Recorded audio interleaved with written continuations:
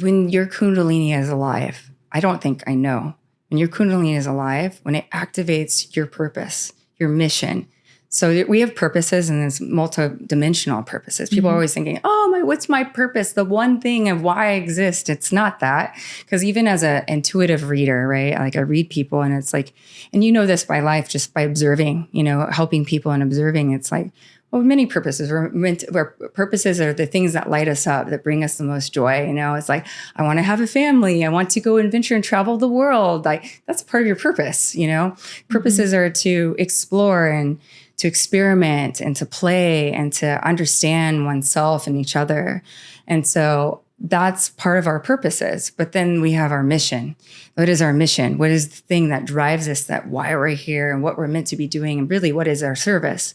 Because when the Kundalini activates, it's beyond ourselves. It's how can I serve people? How can I serve the masses or my community or just the people that are in my small nucleus? Because even that impact of the small nucleus is so huge. It sends ripples across the planet, and it makes the world a better place by just impacting a few people.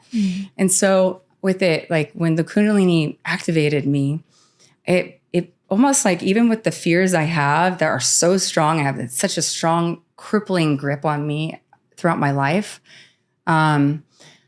I still persevered through it, like even before my Kundalini activated, I was just like, but I love humanity so much. I still want to help, even though I don't feel good enough as a healer or as a reader or a spiritual teacher or a coach. Like I was still battling that. It wasn't even imposter syndrome. It was just dealing with massive insecurity because of the way I was raised and because of the way I was so hard on myself. But when the Kundalini activated in me, it gave me this sense of power that is source energy that exists in all of us.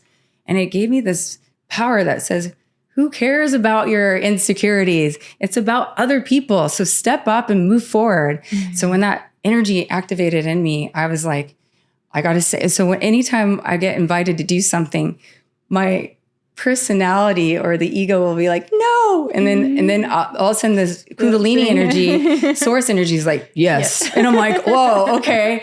And then I'm like, I have to do it, And then all of a sudden when you do it, there's this burst of energy that accelerates you. And then even if you don't do it right, like you would like it to do, it's not perfect in the way you would like to, you do it anyways because it comes from a place of love and a place of service and this place of like embodiment. And you'll know over time you'll get better, at it. And so you're just like, okay, let's just do it because it's going to help anyways. And and you're okay with that, with just doing it the way you're doing it. So a lot of trust and safety in oneself. Within us, right? We would feel safe within us and with us. And what I find very interesting is that you brought this experience about it was you yourself, right? You were not with another healer or so when the Kundalini was awoken, when that spark came to you, the comet.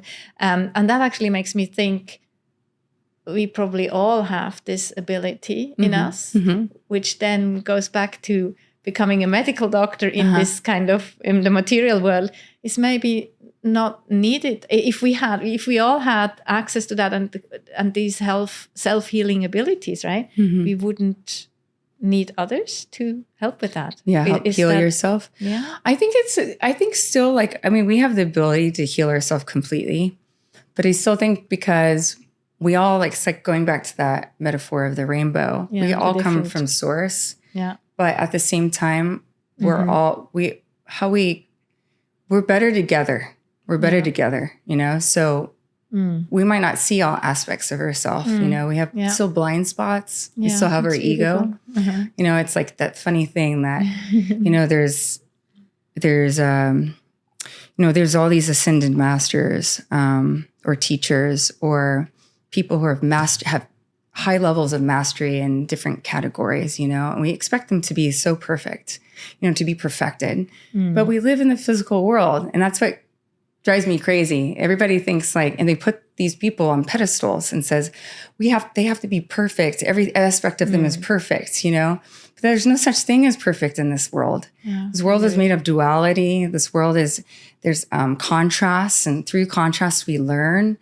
And so that's why we but if we make friends through that place of perception of the light and dark and each side of the spectrum teaches us things and helps us become stronger and more wiser and more enlightened, that's awesome. So in terms of healing, yeah, we can heal ourselves. I do believe in that all by ourselves. But at the same time, I still think we still need others to heal, because it's through that connectivity that we see that power of coming together. Because we're not meant to be isolated, you know. But there's times and places, like I shared, when I went into my own cave, or, you know, and I went to isolation or separate. I mean, I needed to be quiet, because sometimes this goes for all of us. But for me, because I'm so empathic, because I am very intuitive, I pick up things in a telepathic way, in a feeling way, you know, of empathy. And then, I just hear the voices of so many people. And even though people, even if they're coming from a good place, sometimes it's a place of judgment. And even if they're coming from a place of negativity, that's negativity. So you don't really want to be exposed to that. Sometimes you have to go and take time to yourself, even if it's moments in the day, you know, moments in the week, to be by yourself and meditate. And you don't have to like do all these crazy meditations to get to a meditative state. It's just going to a place of quietness and calming yourself down, maybe listening to soothing music, and really just connecting to your heart and to whatever, in any other way, that whatever you label source as, and hopefully people more now these days have some kind of connection to that energy. And when you do, and you get quiet and you start to reflect, you start to get answers that come to you. But it's the answers come to you through the different senses of knowing, seeing, hearing an internal voice or an external voice. But all of that takes time, right, to cultivate. But if you take that time, then you can hear the inner, or you can experience the inner wisdom through the different senses. And so, so I forgot where I was going with that, where we once were at, but it's important to take that quiet time so you can hear yourself, you know, so you can hear the universe and that guidance from within you, that you're always connected. But it takes just time to be quiet. But a lot of us can distract ourselves, you know, and not want to hear it, because it's like, oh no, what if I do hear it? Like, doesn't mean that I have to take responsibility, or doesn't mean I have, oh my God, I have to believe in something beyond myself. You know, when I was taught to believe in the material world, you know, to believe in logic, to believe in just rationale, you know.